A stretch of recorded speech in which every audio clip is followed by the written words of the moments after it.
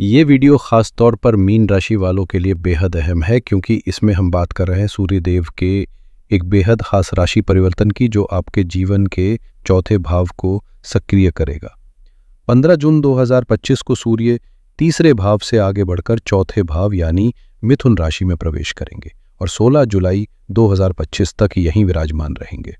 चौथा भाव आपके घर परिवार, मानसिक शांति और स्थायित्व से जुड़ा होगा और जब सूर्य इसमें आते हैं तो वे इन क्षेत्रों में रोशनी, ऊर्जा और जागरूकता लाते हैं। दिलचस्प बात यह है कि सूर्य का ये गोचर साल दर साल एक ही तारीख को दोहराया जाता है, ठीक 15 जून को, चाहे वो 2025 हो, 2026 या फिर 2037, क्योंकि सूर्य हर दिन 1 डिग्री की गति से चलते हैं और यही उन्हें अन्य ग्रहों से अलग बनाता है। ज्योतिष की दृष्टि से तो इसका प्रभाव महत्वपूर्ण है ही, लेकिन अगर ज्योतिष से हटकर भी देखें तो सूर्य सिर्फ एक ग्रह नहीं बल्कि वह उजाला है जो हर अंधकार को दूर करने की ताकत रखता है। आपके जीवन में भी सृष्टि की धुरी अगर किसी एक ऊर्जा पर टिकी है तो वो निस्संदेह सूर्य की शक्ति है।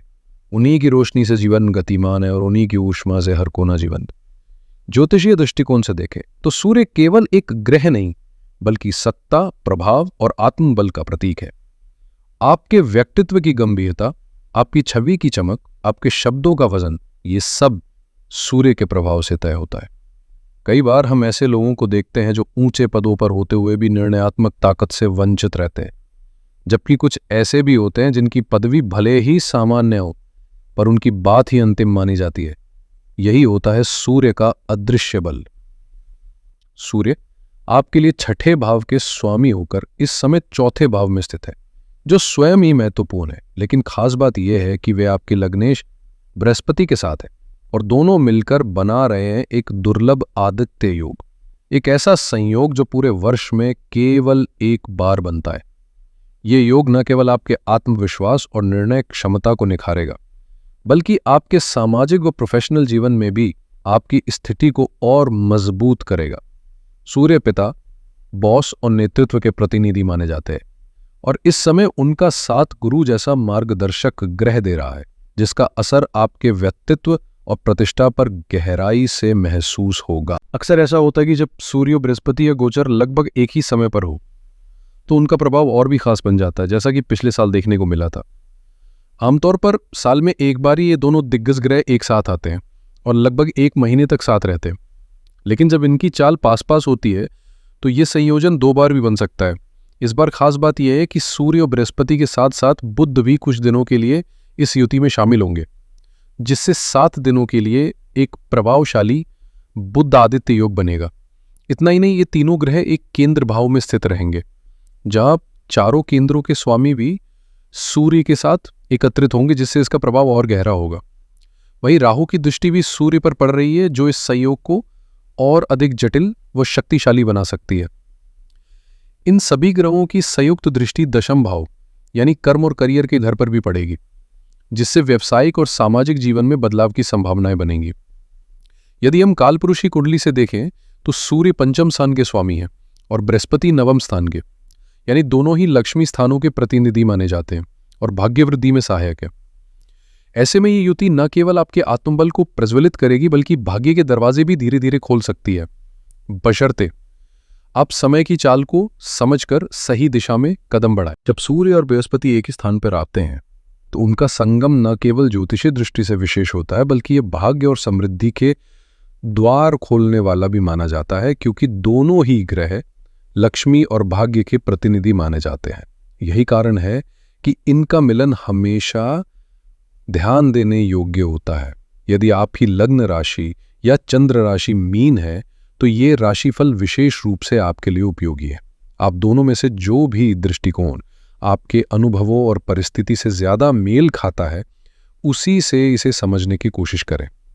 हालांकि व्यक्तिगत रूप से मैं मानता हूं कि लग्न राशि से इसे देखना अधिक सटीक रहेगा, लेकिन यदि आपको अपनी लग्न राशि की जानकारी नहीं है तो चंद्र राशि के आधार पर भी इसका विश्लेषण किया जा सकता है। अब बात करते हैं इस महत्वपूर्ण गोचर की। सूर्य जब आपके चौथे भाव में प्रवेश करेगा तो ये भाव उनके लिए बहुत अनुकूल तो नहीं माना जाता, फिर भी कुछ परिस्थितियां आपके पक्ष में बन सकती हैं। विशेष रूप से यदि कोई संपत्ति से जुड़ा कानूनी विवाद, पारिवारिक संपत्ति का बंटवारा या पुराने समय से अटका कोई प्रॉपर्टी संबंधी मसला चल रहा है, तो उसमें आपको राहत मिल सकती है, क्योंकि छठे भाव के स्वामी अब चौथे में सक्रिय हो रहे हैं।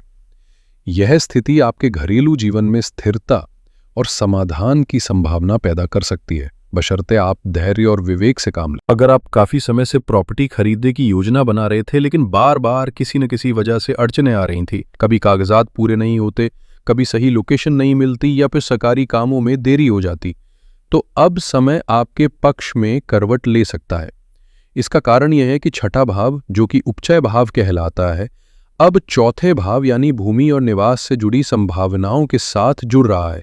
सूर्य इस समय इसमें सक्रिय हैं, और चूंकि सूर्य प्रशासन, सरकारी कार्यों और अधिकृत प्रक्रियाओं के प्रतिनिधि माने जाते हैं, तो जाहिर है कि जमीन जायदाद से जुड़े किसी भी सरकारी कामकाज में अब गति आ सकती है। साथ ही बुध की उपस्थिति दस्तावेजों, registry, sale deed, power of attorney, mutation जैसी प्रक्रियाओं को सटीकता और गति दे सकती है। कई बार ऐसा होता है कि रजिस्ट्री तो हो जाती है, लेकिन बाद में पता चलता है कि दस्तावेजों में कोई गलती रह गई है, नाम या पता गलत दर्ज हो गया है। ऐसी स्थितियों में अब सुधार की संभावना बनती है। यह योग न केवल नई प्रॉपर्टी खरीदने वालों के लिए शुभ है, बल्कि उन लोगों के लिए भी मददगार है जिन्हें पहले की गई प्रॉपर्टी डील में कानूनी या तकनीकी दिक्कतों का सामना करना पड़ा है। अगर आपने पहले से कोई प्रॉपर्टी खरीदी हुई है और अब उसे अपने नाम करवाने, रजिस्ट्री कराने या म्यूटेशन की प्रक्रिया पूरी करने का इरादा है, तो आने वाला पूरा महीना आपके लिए बेहद अनुकूल साबित हो सकता है, क्योंकि इस समय छठे भाव के स्वामी, जो कि प्रशासनिक और कानूनी कार्यों से जुड़े माने जाते हैं, चौथे भाव से जुड़कर आपके लिए नए रास्ते खोल रहे हैं। और जब चौथे भाव का संबंध लग्नेश के साथ बने, तो संपत्ति से जुड़े निर्णयों में सफलता की संभावना और भी प्रबल हो जाती है। सूर्य की उपस्थिति इसे सरकारी तंत्र से जोड़ती है, यानी जो काम फाइलों में अटका पड़ा था, जो मंजूरी महीनों से लटकी हुई थी, वो अब सरक सकती है। और चूंकि बुध भी साथ हैं, जो दस्तावेज, अनुबंध और न्यायिक प्रक्रियाओं के कारक ग्रह माने जाते हैं, तो लिखित या कोर्ट कचहरी से जुड़े किसी भी काम में अब गति आने वाली है।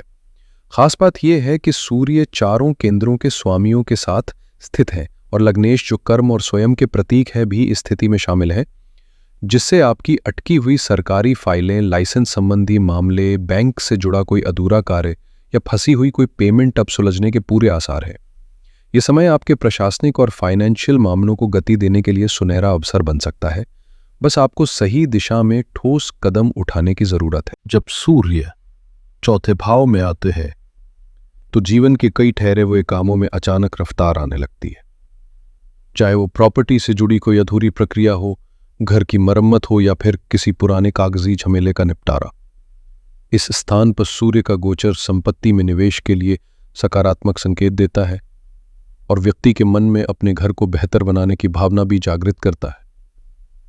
हो सकता है आप तुरंत कोई काम शुरू ना करें, लेकिन कम से कम मानसिक स्तर पर आप ये सोचना शुरू कर देंगे कि घर के इंटीरियर्स में क्या सुधार करना है, किचन को कैसे अपडेट करना है, या कौन सी चीज अब बदलनी चाहिए। खासकर अगर इस समय आपकी कुंडली में मंगल, बुध या शनि की दशा अंतर्दशा चल रही हो, तो ये सोच सिर्फ विचार तक सीमित नहीं रहेगी, बल्कि आप काम की शुरुआत भी कर सकते हैं। ऐसे समय में छोटे छोटे सुधार भी आपके अंदर ताजगी और संतोष की भावना भर सकते हैं।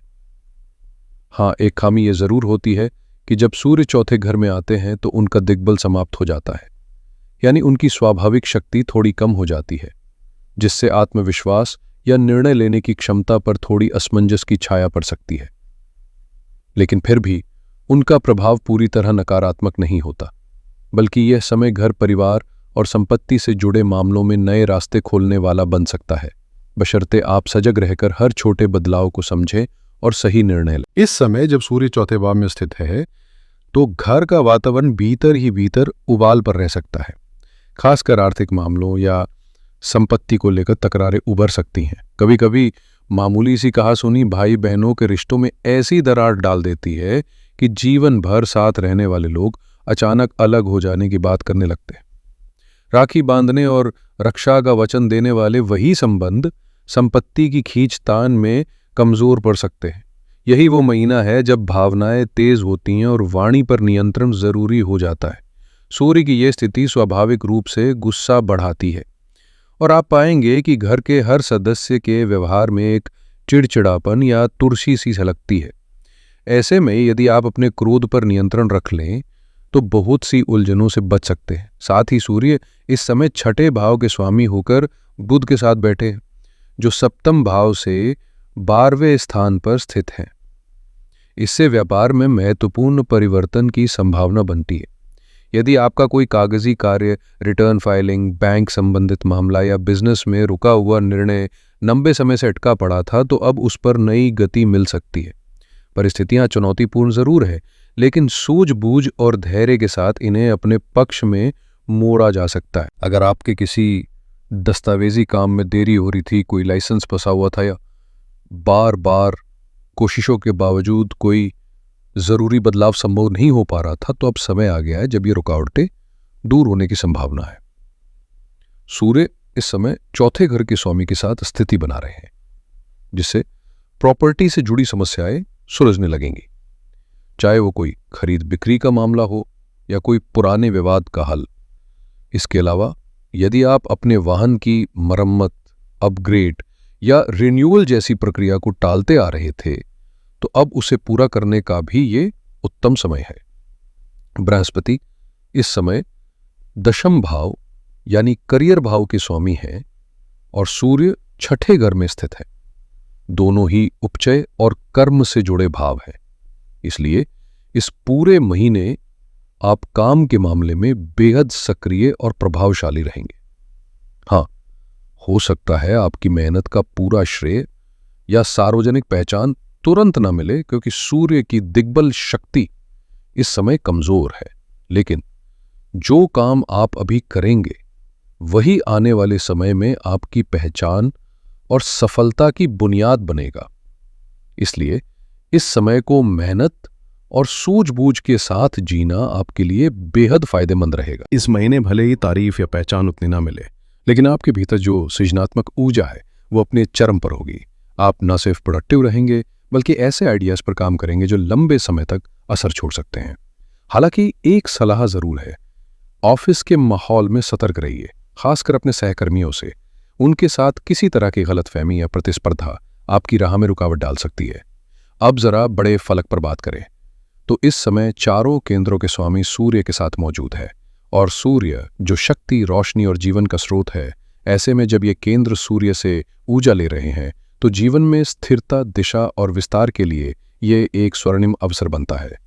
7 दिन तक बुध की उपस्थिति भी इसमें योगदान देगी, जिससे सोच, विचार, संवाद और योजनाओं में स्पष्टता बनी रहेगी। अगर आप अपने जीवन में बड़ा कदम उठाने, दीर्घकालिक प्लानिंग करने या फिर अपनी प्राथमिकताओं को सहेजने की कोशिश में हैं, तो ये समय आपको जबरदस्त सहयोग देगा।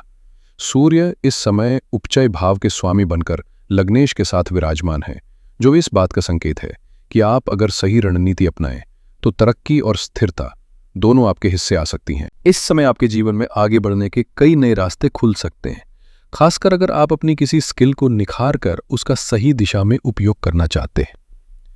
चौथा भाव तीसरे से दूसरा होने के कारण यह समय आत्मनिर्भर बनने, अपनी प्रतिभा को प्रैक्टिकल रूप से इस्तेमाल करने और उससे लाभ कमाने का बेहतरीन मौका हो सकता है। साथ ही जो लोग बिजनेस से जुड़े हैं उनके लिए सरकारी अनुबंधों में सफलता मिलने या पुरानी अड़चनों को हटाकर नए काम की शुरुआत करने की संभावनाएं काफी प्रबल हैं। चूंकि सूर्य 7वें से 10वें भाव में है, तो करियर में मेहनत तो खूब रंग लाएगी, लेकिन हो सकता है इस दौरान आपको मनचाहा प्रमोशन या तारीफ न मिले, क्योंकि सूर्य को यहां दिग्बल नहीं मिल रहा है।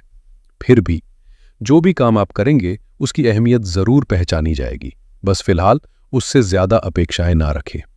अब बात करें राहु की, तो राहु का असर सूर्य पर पड़ रहा है, और जब राहु छठे से सप्तम में आता है तब ये छोटी मोटी बाधाओं, विशेषकर डॉक्यूमेंटेशन या सरकारी कागजी कामों में अड़चनों को जन्म दे सकता है। ऐसे में यदि आपके कुछ पेपर वर्क लटके हुए हैं तो उन्हें अब निपटाने का ये समय है, बस सतर्कता और संयम के साथ। अगर हाल ही में आपके डॉक्यूमेंटेशन से जुड़े काम रुक गए थे या बार बार अटक रहे थे, तो अब समय अनुकूल है उन्हें पूरा करने का, विशेषकर क्योंकि राहु 12वें घर से चौथे घर को दृष्टि दे रहे हैं और शनि जो 12वें घर के स्वामी हैं इस समय लग्न में गोचर कर रहे हैं। यह योग विशेष रूप से उन लोगों के लिए शुभ है जो विदेश में बसने का सपना देख रहे हैं या इंटरनेशनल मूवमेंट की योजना बना रहे हैं।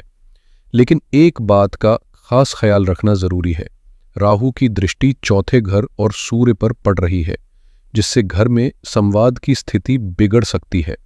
गलतफहमियां, संदेह और ट्रस्ट से जुड़ी बातें सामने आ सकती हैं, जैसे कोई पुरानी बात अचानक नए मायने में दिमाग में आने लगे और घर का वातावरण तनावपूर्ण हो जाए। और जब घर के भीतर विश्वास की दीवारें हिलने लगें तो व्यक्ति बाहर की दुनिया में किस पर भरोसा करे। इसलिए इस समय रिश्तों में पारदर्शिता और समझदारी बनाए रखना बेहद जरूरी होगा। साथ ही खर्चों में भी अप्रत्याशित वृद्धि हो सकती है, खासकर मीन राशि वालों के लिए, क्योंकि 12वें घर के स्वामी मंगल अभी लग्न में हैं, जो खर्च, विदेश यात्रा या स्वास्थ्य से जुड़ी चिंताओं की ओर संकेत कर सकते हैं। इस समय एक बात खास तौर पर ध्यान देने की है, दवाइयों, चेकअप्स या अन्य स्वास्थ्य संबंधी खर्चों में अचानक बढ़ोतरी हो सकती है और ये राहु के प्रभाव का ही संकेत है, इसलिए सतर्क रहना जरूरी है। राहु सूर्य पर दृष्टि डाल रहे हैं, जो न केवल सरकार का प्रतीक है बल्कि पिताजी और वरिष्ठ अधिकारियों से भी जुड़े होते हैं। ऐसे में सरकारी कागजात, दस्तावेजी काम, लाइसेंस या किसी तरह की लीगल प्रक्रिया अधूरी न छोड़े। साथ ही पिताजी की सेहत को नजरअंदाज ना करें और ऑफिस में बॉस से टकराव की नौबत बिल्कुल ना आने दे, क्योंकि एक छोटी सी बात भी बड़ी बनकर आपके खिलाफ जा सकती है। सूर्य जब नवम से छठे में आते हैं तो आपकी प्रतिष्ठा दांव पर लग सकती है, पर साथ ही ये समय ऐसा भी है जब आप अपने नाम, पहचान और सामाजिक प्रभाव को स्थायी रूप से स्थापित कर सकते हैं। खास बात यह है कि सभी केंद्रों के स्वामी इस समय सूर्य के प्रभाव में हैं, जो इस महीने को खास बनाता है। इस दौरान जो भी कार्य आप शुरू करेंगे वो न केवल मजबूत नींव रखेगा बल्कि करियर, व्यापार और व्यक्तिगत पहचान में लंबे समय तक सकारात्मक असर छोड़ सकता है। छात्रों के लिए ये समय मिला जुला कहा जा सकता है, सफलता मिल सकती है, पर शर्त यही है कि अपनी ऊर्जा को सही दिशा में लगाए, वरना ध्यान भटकने से समय और प्रयास दोनों व्यर्थ हो सकते हैं। विवाहिता जीवन की बात करें तो यहां हालात थोड़े चुनौतीपूर्ण रहेंगे। अहम के टकराव तीव्र हो सकते हैं, ससुराल पक्ष का दखल बढ़ सकता है और वित्तीय मुद्दों पर तीखे विवाद भी सामने आ सकते हैं। वैसे भी शनि का प्रभाव इस समय वैवाहिक सुख के लिए अनुकूल नहीं कहा जा सकता। करियर के क्षेत्र में भले ही इस महीने आपको सार्वजनिक सराहना या मान सम्मान कम मिले, क्योंकि सूर्य की स्थिति थोड़ी कमजोर है, लेकिन इतने सारे ग्रह जब दशम भाव पर दृष्टि डाल रहे हों तो आपकी मेहनत व्यर्थ नहीं जाएगी। आप खुद महसूस करेंगे कि आपकी रचनात्मकता और कार्य क्षमता नई ऊंचाई पर पहुंच रही है। आप न केवल अपने कामों को कुशलता से पूरा करेंगे बल्कि आने वाले महीनों में इन्हीं प्रयासों के शानदार परिणाम भी सामने आएंगे। और क्योंकि कर्म भाव पर शनि की दृष्टि है और पंचम से 12वें तक ग्रह सक्रिय है, तो आपकी मेहनत की रफ्तार, अनुशासन और समर्पण में जबरदस्त उछाल आएगा, जिससे आपके जीवन की समग्र उत्पादकता में आश्चर्यजनक बढ़ोतरी होगी। जो लोग किसी रिश्ते में हैं उनके लिए ये समय संवाद बनाए रखने का है। जितना हो सके गलतफहमियों की गुंजाइश ना छोड़ें, वरना धीरे धीरे संवाद की कमी रिश्ते में दूरी ला सकती है। कुल मिलाकर यह महीना कुछ अच्छे अवसरों के साथ साथ कुछ चुनौतियां भी लेकर आया है, जिन्हें नजरअंदाज नहीं किया जाना चाहिए। खासतौर पर प्रॉपर्टी से जुड़े मामलों के लिए यह समय बेहद अनुकूल है, लेकिन घर का माहौल शांत, सुकून भरा और सकारात्मक बनाए रखना बहुत जरूरी होगा। स्वास्थ्य की दृष्टि से विशेष सतर्कता की आवश्यकता है, खासकर उन्हें जो हृदय संबंधी समस्याओं, फेफड़ों की तकलीफ, सांस या चेस्ट से जुड़ी दिक्कतों, कफ, स्किन रोग या डायबिटीज व लो बीपी से ग्रस्त है। ऐसे में विशेष सावधानी बरतें। उपाय के रूप में एक पात्र में जल लेकर उसमें थोड़ी पीली सरसों, सफ़ेद तिल और गुलाब जल मिलाकर सूर्य देव को अर्पित करें। इसके बाद दिन में 2 बार सूर्य चालीसा का पाठ करें, ओम भास्कराय नमः या सूर्य महामंत्र का 179 बार जाप करें। साथ ही शिव मंदिर जाकर गुड़ और शिव चालीसा की पुस्तकों का दान करें। इन उपायों के माध्यम से ग्रहों की अनुकूलता प्राप्त की जा सकती है। उम्मीद है यह जानकारी आपके लिए उपयोगी रही होगी। अगर वीडियो पसंद आए तो लाइक जरूर करें और यदि आप चैनल पर नए हैं तो सब्सक्राइब करना ना भूलें। मिलते हैं अगली वीडियो में, तब तक अपना ख्याल रखें। इख्तिश।